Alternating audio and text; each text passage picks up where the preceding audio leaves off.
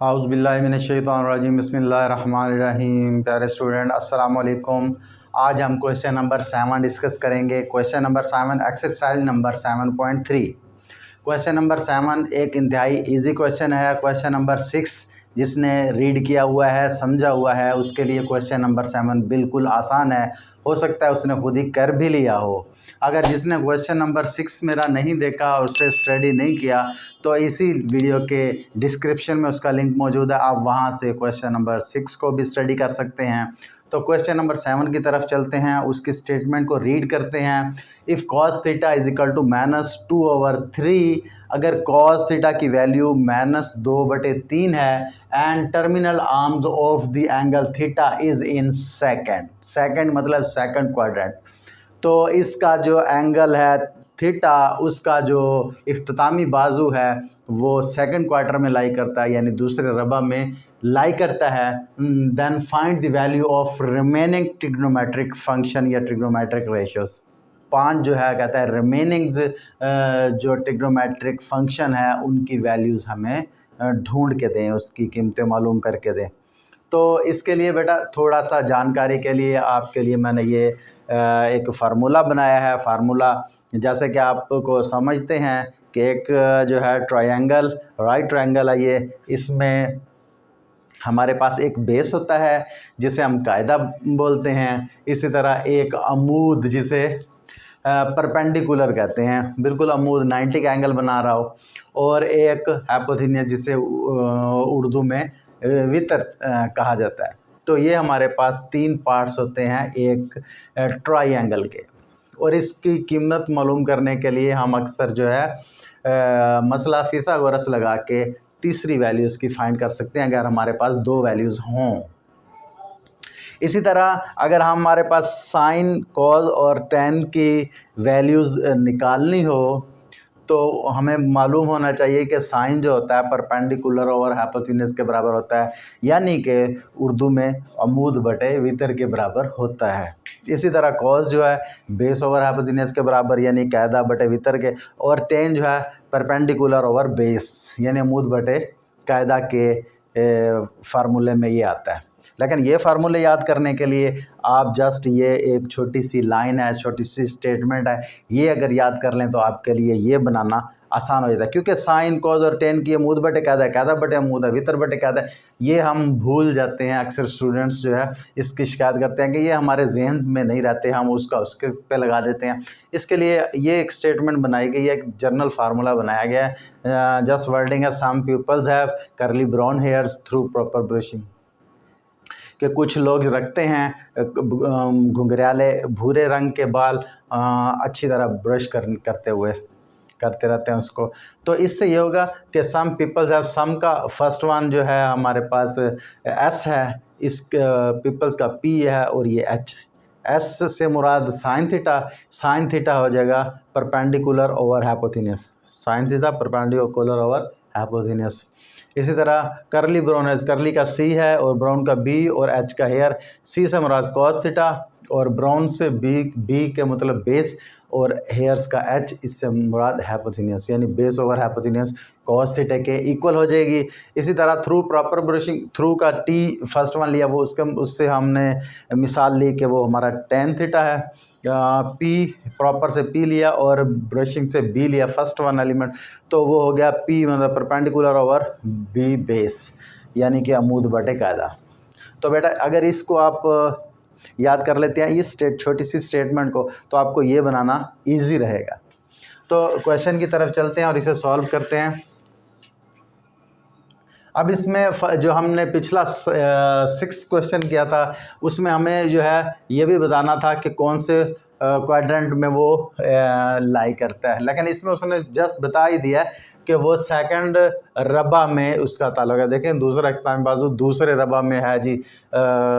तो ये हमें बता दिया। वो कहता है बस ट्रिग्नोमेट्रिक रेशियोज हमें बता दें, जो बाकी बचती हैं वो हमें बता दें।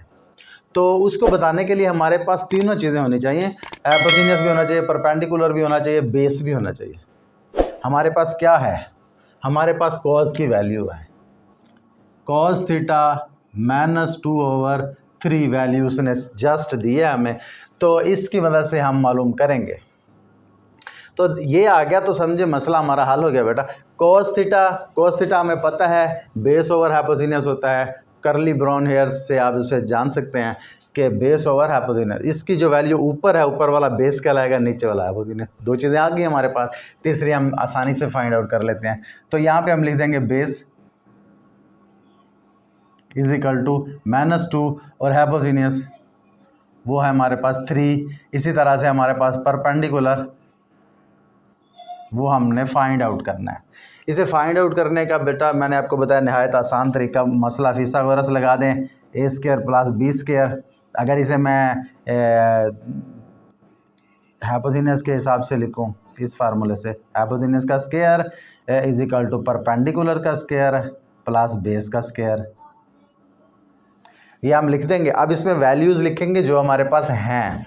हमारे पास हाइपोथेनस की वैल्यू 3 मौजूद है, उसका स्क्वायर कर देंगे। इसी तरह परपेंडिकुलर ये हमारे पास फ़िलहाल नहीं है, इसका स्क्वायर करके वैसे ही रहने देंगे। बेस -2 है और इसका भी स्क्वायर कर देंगे। देखिए बेटा उनकी वैल्यूज़ 2 की लिख दी, तीसरी की वैल्यू हमारे पास ऑलरेडी अभी निकल आएगी। ये 3 का स्क्वायर लेंगे वो होगा 9, इसी तरह परपेंडिकुलर का मुरब्बा वैसे ही, और ये -2 का जो है मुरब्बा लेंगे तो वो होगा प्लस का 4। 2 का जो है स्क्वायर होता है 4 और माइनस को जो है वो खा जाता है उसका स्क्वायर, इसलिए 4 इधर आके हमारा माइनस हो जाएगा। 9 - 4 इज इक्वल टू परपेंडिकुलर का स्क्वायर, ये हो जाएगा 5 परपेंडिकुलर का स्क्वायर।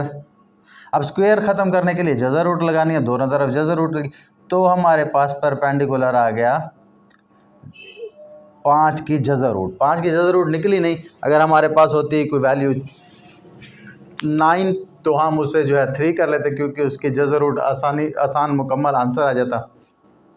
5 की जज़र रूट क्योंकि हमारे पास एक वैल्यू में आएगी, डेसिमल वैल्यू में आएगी, इसलिए हमने उससे जो है वैसे ही रख दिया। अब हमारे पास ये हमारे पास 5 की जज़र रूट है, वो हमारे पास आ गया परपेंडिकुलर। अब हमारे पास चीज़ें तीनों मौजूद हैं बेटा। अब हम जो है ट्रिग्नोमेट्रिक रेशियोज मालूम करते हैं।